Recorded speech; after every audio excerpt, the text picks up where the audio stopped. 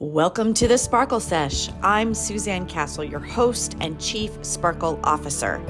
This is the show where bold conversations meet actionable inspiration.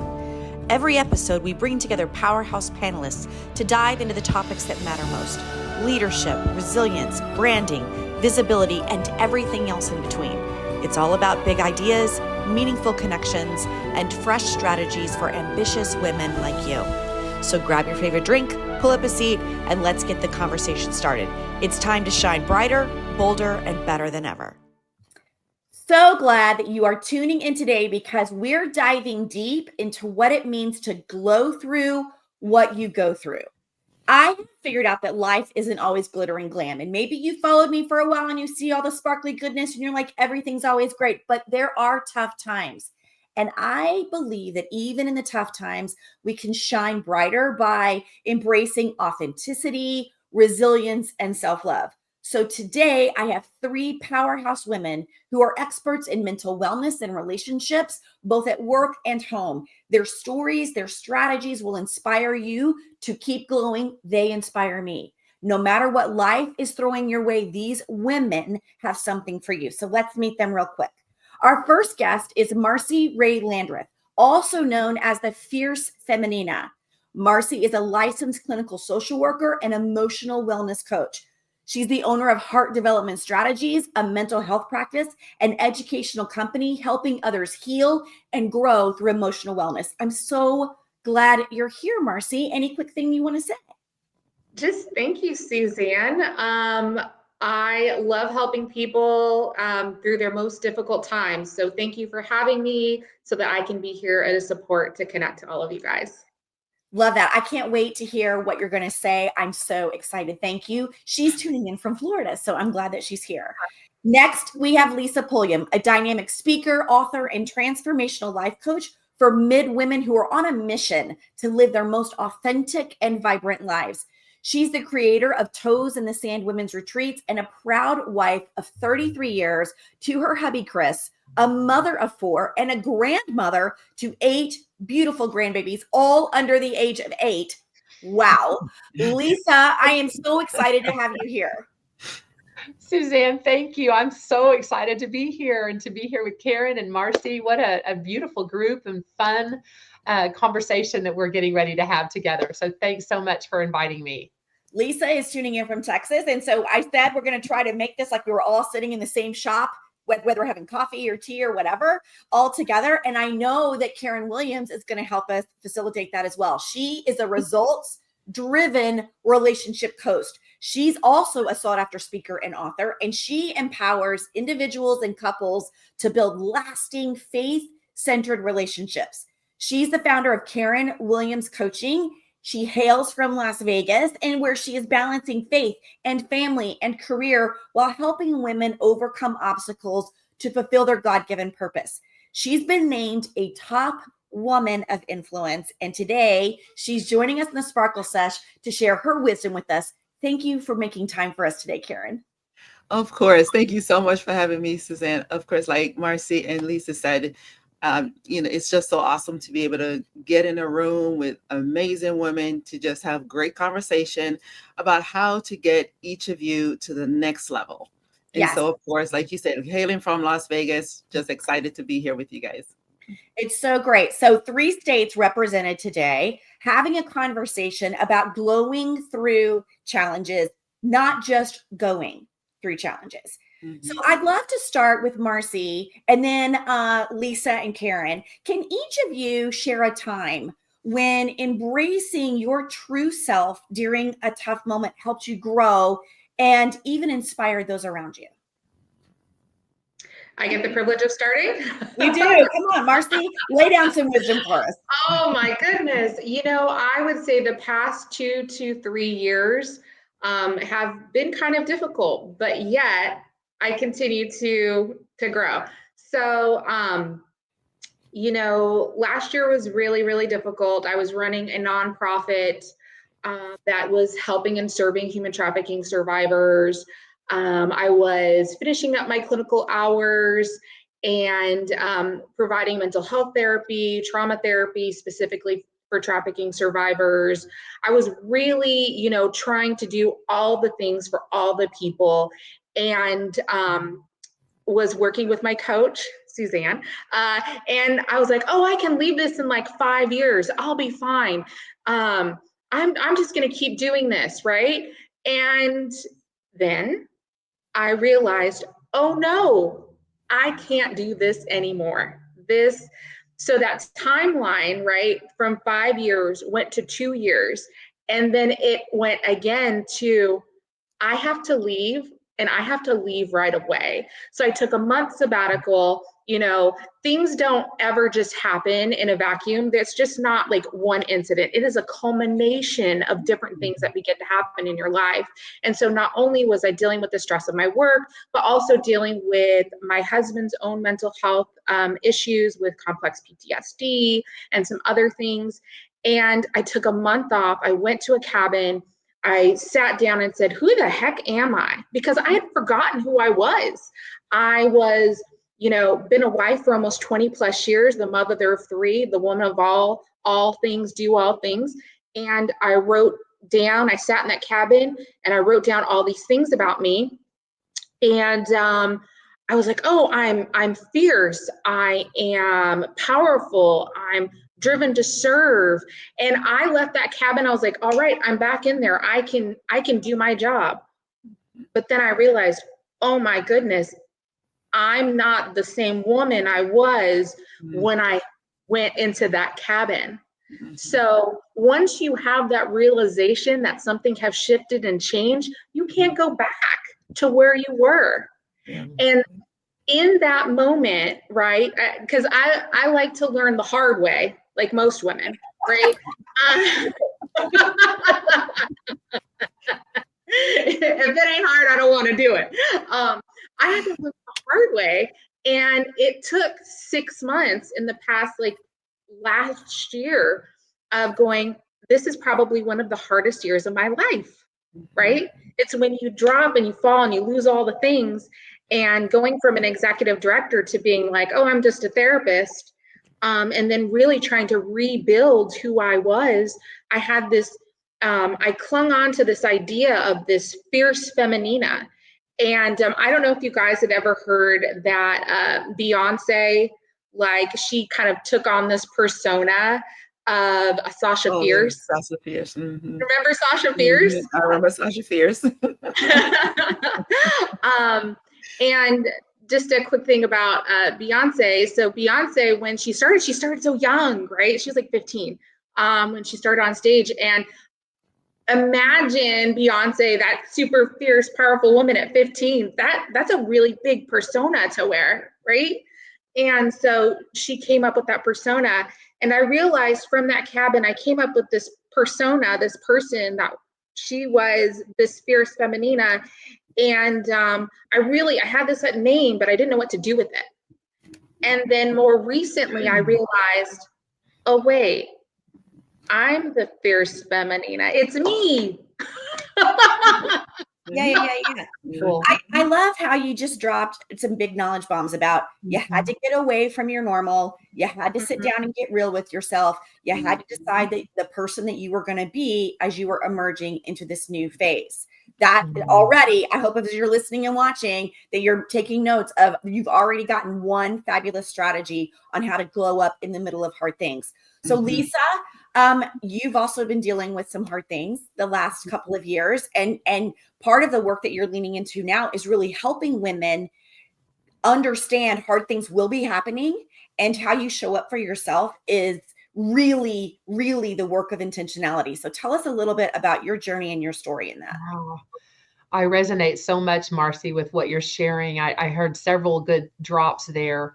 My hard thing has been a personal journey in our family that blindsided me, something that I just absolutely didn't see coming. And it broke me. And it happened about 4 years ago.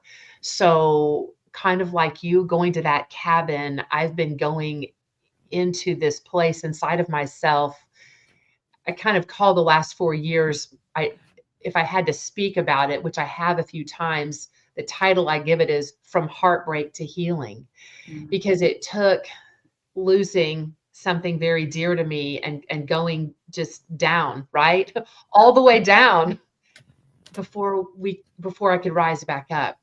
And that is included lots of time spent learning how to meditate, how to be very still and silent, how to feel the feels, right? Feel those emotions, not push them down, not be in denial, but learning strategies. And this is what I now teach women to do, but just learning processes of processing emotion, calling things what they are and naming them, and then letting them process through. And the more I've learned some strategies in that and practice that daily time, letting myself cry, letting myself full out, bawl my eyes out whenever I have felt like I've needed to do that. And then I'm big on journaling, and I'll hold this up. I'm a big believer in journaling. So I have found several things that I have been able to implement into my life to allow my authentic self to start rising back up again and to start shining again. I'm in a place of wholeness and healing now. Do I still have some times of sadness, of missing, somebody deeply? Oh, yes, I'm human. Of course I do. But I don't feel that sharp pain. It doesn't drive me down to the floor anymore. And through the hard stuff of it's really been a 4-year journey for me in this most recent hard thing. There's been other hard things before that, but in this most recent journey, I can honestly be grateful that I'm not who I was. I can be grateful for the lessons I've learned, for the things I've learned about me, for the practices I've implemented into my life so that I can live from a place of peace and wholeness and more clarity instead of feeling like a victim. Yeah. Like life is happening to me. I guess I've gone from feeling like life is happening to me and why did this happen? And I didn't deserve this. And this was really horrible. And I can't believe XYZ did this to me, to a place of this was part of my journey. Right. This was absolutely this part of what has brought me to who I am today and how I relate to others and coach others and love others. And so I can truly be grateful, strangely, right, for the hardest thing that I would have never willed on my worst enemy to happen. What strikes me about what you're saying, I talk about this a lot, and I'm sure my clients get tired of me talking about it, but it's we should be in a place, I would hope, as women, that we normalize hard things. Absolutely. Instead of it being life is always going to be amazing. I'm so tired of that narrative because I don't think it serves anyone. So that when something happens to you, I mean, there are real places where you are a victim. And when you're just saying everything's always going to be okay, then it does allow that slippery slope of victimhood to just be the only story that you know.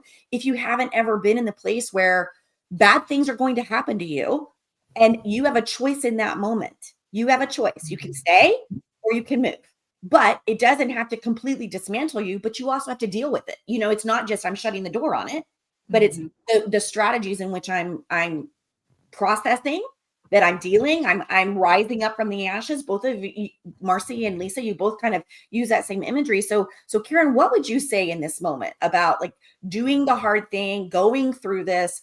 What are some things that you would say in this? The thing is, especially coming from the relationship space, sometimes people look at my own marriage, like Lisa, you talked about your marriage earlier. We've been married 32 years. And so automatically people look at our lives and was like, oh, wow, I wish I wish I could do this. And I wish my marriage looked like that. And not realizing that 32 years did not just happen linear. It was not just, we got married and it was just sweet all the way through.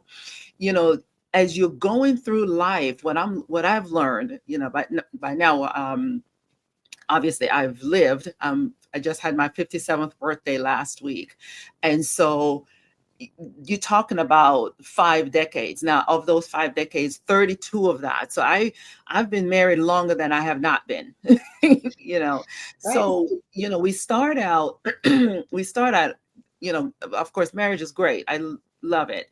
However, we've been through the loss of my parents. We've been through the loss of a child. We've been through when my husband was only making $12 an hour and I was a stay-at-home mom. So we've been through all of those things. We couldn't possibly go through all the decades and tell you all the things we've gone through. So when I hear people look at our lives now and say, wow, I wish that I could travel like you and Rob does, or your grandchildren are always so put together and your kids have their life together. Well, we actually went through the loss of our own child. Watching my husband grieve differently than I do, looking at him and like, okay, well, I can't do this with you today. I'm going to be over here, knowing when to say, I'm not equipped to even help you in this situation today. Having his moments when he wants to read the old text messages from our son. All right, babes, that's you. I'm going to be over here. Yeah. And so in those moments, we say, I have a decision to make in that time, in that moment. Am I going to stay here and just relive the loss, or am I going to keep moving and be able to tell this story later? And see, most of the time when we're going through it, no, we don't see. It's so dark, you don't see the glow. Right. That's right. It's a dark place. And as we're living through those moments, we never realize that it is a story that's being written. That's and right. when we get on the other side of it, we get to change somebody else's life with it. I'm so glad you said that, Karen, because one of the things that I think is so important that we never want to lose sight of, no matter where we are in success or life or whatever your metrics are for you, is that we're taught so often to be doing this, right? I'm looking for the next thing, the next target, who I should be like, who is an influencer, who has life better than me, who has a longer marriage than me, who handled a grief better than I did. So let's learn. And we forget that someone over here is looking to us for the same thing. Yeah. And so as hard as the challenges are, I love that you talked about this will be a story, and how is this story going to help inform, inspire, challenge, whatever the story is of someone who's really in that struggle space. So all of you already gave so many nuggets. I knew that this is the way that this would go. This is why you're all here together. I goosebumps everywhere. So Lisa, I want to look to you for a second, because I think you show a lot of confidence under pressure. And I think sometimes that confidence can feel so distant when we're in the thick of a challenge, a snafu, something hard. So could you give us one quick strategy for building or maintaining confidence when life is really feeling overwhelming? Yes, I hardly go a day without sitting with myself in the early morning hours in silence and meditation. I literally have been on a journey of coming back to my own soul, and then being able to connect it, with to the divine, right? To the all that is good. Right. And then to be able to be reminded in that quiet space, well, to become aware, first of all, of the thoughts that aren't being very confident and authentic. And our Suzanne and I have a mutual friend, Belinda, and one of the things I've learned from her is we have to think about what we think about. That's right. Because when we let our thoughts do their own thing, woo, we go into some bad places. That's right. So becoming aware is so important as a woman, and then to be able to shift that thought that's feeling not very confident, that's feeling unworthy, that's feeling, oh, I don't have what it takes, or this day is not, I'm not feeling it today. Whatever that little voice is, becoming aware of it, and then saying, you know what, I see you. And I appreciate that message, but I'm not partnering with that today because I know that my purpose is bigger than this. And I'm going to have to step, like Karen said, actually take a step past that and make a decision. Yeah, that's not me today. I think that's such a great strategy. You know, and you have documented that on your social. Like I love following you because you get those glimpses of I'm sitting on my porch, I'm doing this thing, and it's so important. And there's lots of things tugging at me, but I'm not giving up on this. It's really important. And I love how you talked about, Lisa. You know, the way that I say it in my coaching is what you're thinking useful? Because if it's not useful, it can be, but you don't have to do anything with it. Like you don't have to give it attention. You don't have to give it energy and that practice, but you have to be in a place of noticing. And so many of us are just filling our calendars and it feels really chaotic. And so that practice of noticing usefulness kind of falls by the wayside. And Karen, in your work, I know that there's not just relationship work, but there's self-love work. And it is really hard. You know, I'm sure someone maybe listening is like, well, that's great, Lisa, that you get that time every day to like go do that. But it's really hard to prioritize that. Everything is feeling really chaotic for me. So Karen, what would self-love look like in action for you? And how do you help others make self-love a daily practice? First, you know, of course, Lisa talked about the meditation time. Yeah, you do have to, for me anyway, I carve out that time. My thing this year is to read the Bible through. I'm still in Genesis. Wow, that's a long book, but you know, so I'm reading the Bible through, taking that time to pour back into me. And as crazy as this may sound, taking time to sleep. Self-love is actually taking time to take a nap. Yes. You know, take a nap. And my biggest thing is always assess, evaluate, take the moments to look at the relationships that's in your life. Are they serving you? Are these relationships bringing you down? Are they lifting you up? Are these people showing up for you when you're having the hard times? You know, how are you able to to connect? How are they helping you to connect better with yourself? And listen, Lisa, you're talking about, you know, the thoughts. Yeah, they come. You know, there's a saying that said, I cannot stop the birds from flying over my head, but I can stop them from making a nest. Yeah. Okay. So when the thoughts come, you and I have a decision. What are we doing with that? Right. You know, is it helping me? Is this building me up? Is it pouring into me? Because if it leaves me unfulfilled or depleted, it's probably time for me to walk away from it. So well said. I love that quote. And just that imagery of, you know, that's that normalizing the birds, right? Yeah. Let's normalize the flight pattern and then decide if they're landing or not. And if they're landed on you, what do you do with them, right? That's just so brilliant. So Marcie, I was going to go off of that. You know, I think that there's this level of responsibility that we have to begin to take. Yeah. And from Lisa's point and Karen's point, we are responsible for our own emotions. And just because we have a thought, we can choose how to feel about it. And you can change those emotions and feelings. You don't have to, you might be feeling sad about a thing, but you can change that emotion to be a more positive emotion. It is possible. And I think sometimes we think that, oh, if I'm feeling sad, yes, you should give some credence to that sadness, but then you should also be able to shift it and take responsibility for how you're going to act or do whatever is that next thing. And I also want to point to the other thing about, you know, other people are looking to you. Right. And even in this, so yesterday my son had emergency surgery and I had completely thought, I can't come to this. And then I thought, you know what? If I don't take responsibility, he's got everything he needs. He does not necessarily need me.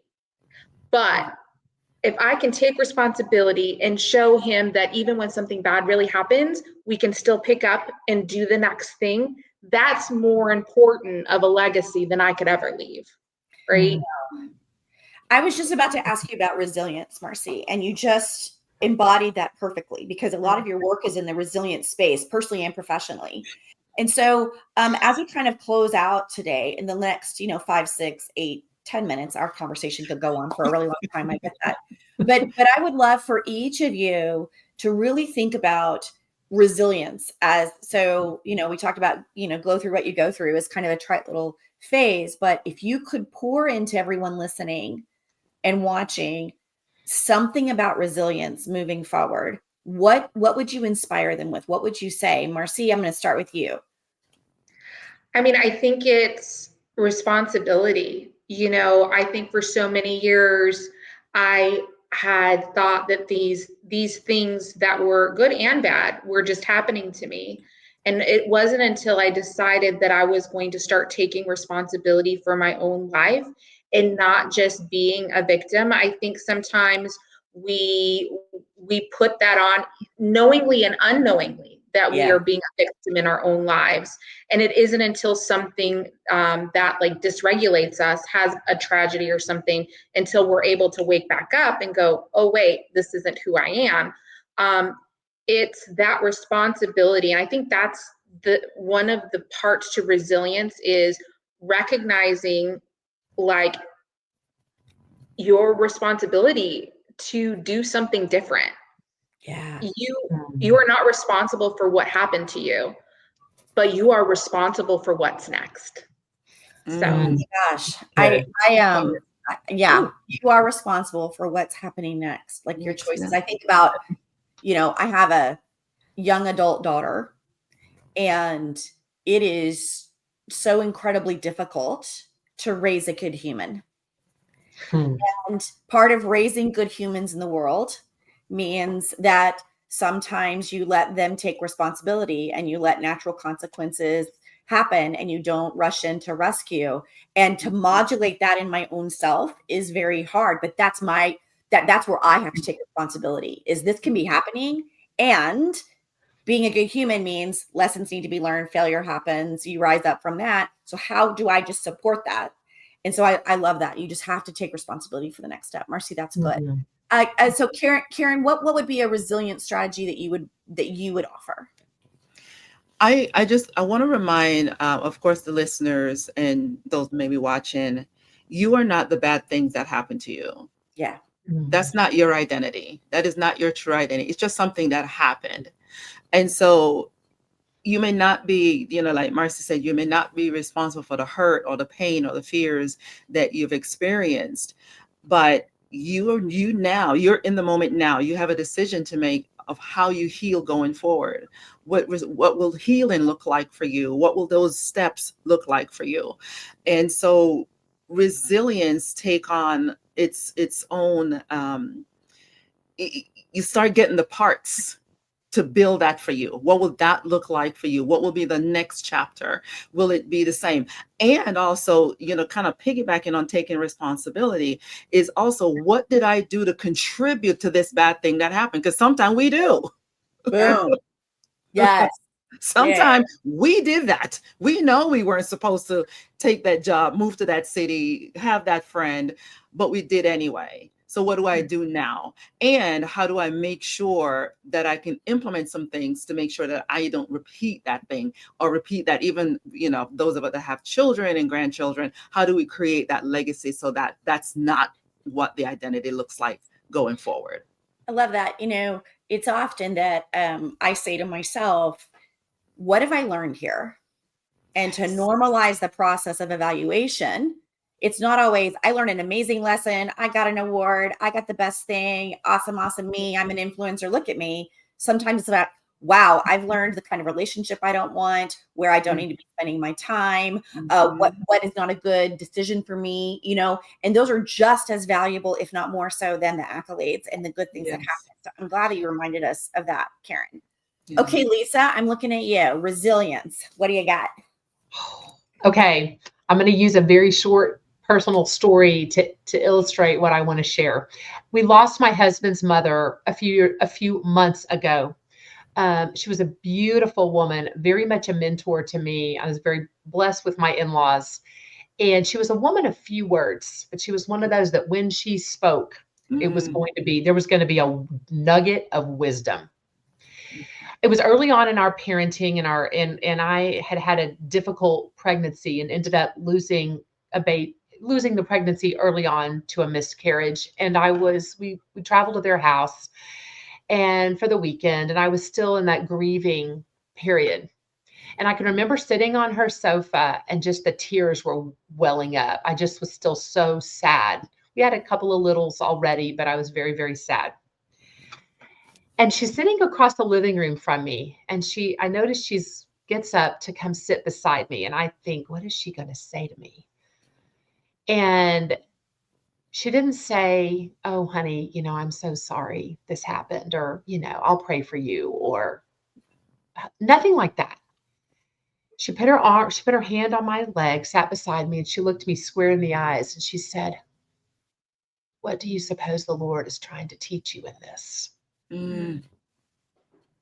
And of course, my immediate response at that time inside of myself was very defensive. Like, there's no lesson in this. This is just a hard, sad thing. Like, this should have never happened. Right?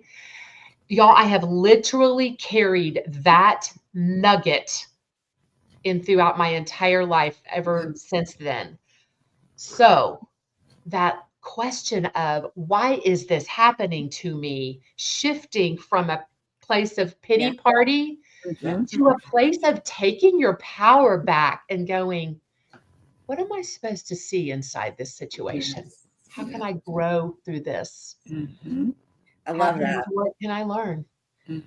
This has been such an empowering conversation today. And I want to thank each of you, Marcie, Lisa, Karen, for sharing your wisdom, reminding us that even in our hardest moments, we get to make decisions about how we're going to glow in the pain.